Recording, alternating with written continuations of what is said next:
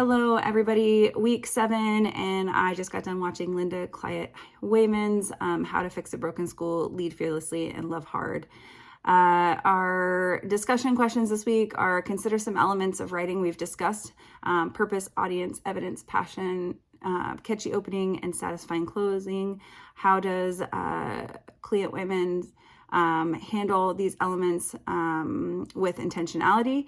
And then, do you find her methods effective or ineffective, and what would you do differently? And so I definitely think this is a great example of a strong podcast where purpose, audience, evidence, passion, opening, closing arguments are all there, which I think are important pieces of writing. She's really thought about her audience. She's really knows her point, and she's conveying that very clearly. The passion is very seen within her relatability, just being that principal herself. And you can almost feel it in her tone. So I think that's all very important things.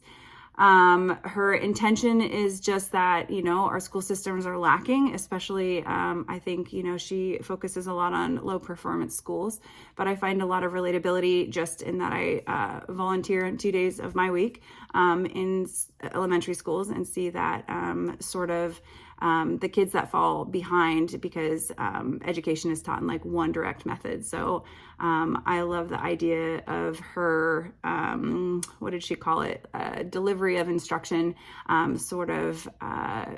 being better able to help all those kids at varying levels. And so great podcast. I will say, what did I find effective about it?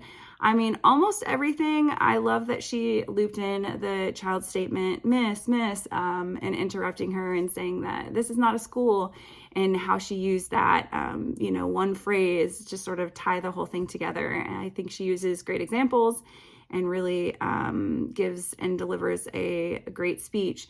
I think personally for me, what would or could change, I would love to see more of her softness come through, because although she comes across as very, disciplined and strong, and I'm sure she's had to be that, especially within those school districts, I think for a speech, it kind of felt a little bit too hard for me personally.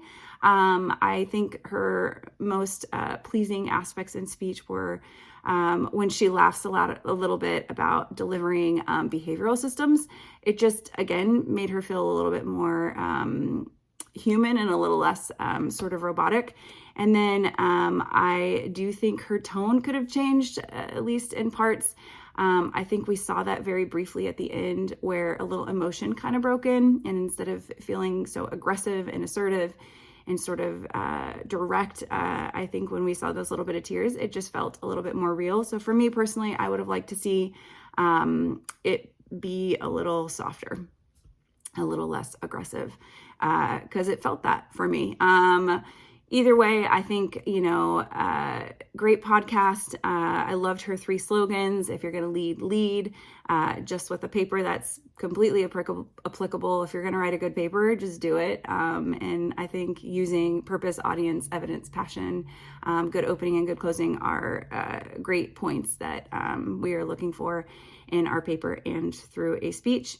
And then she says, so what now? What are you going to do about it? I mean, that's great in writing. Really, you can make a statement, but you really need to back it up. And so I think that's where that is applicable to writing.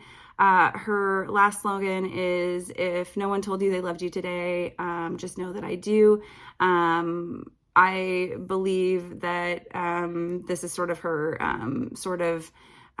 relating to the unrecognized potential. So my takeaways: transforming schools can unlock hidden potentials. And I love, again, the idea of a delivery of instruction. And then we are the student. And so how we're being taught is coming in multiple ways. We're reading text, we're watching podcasts, and we're applying those skill sets as we go. So I think we're kind of transforming, as the speech sort of talks about. And then lastly, empathy, discipline, and leadership have all been effective in her speech. And I think that is very true of a good writing.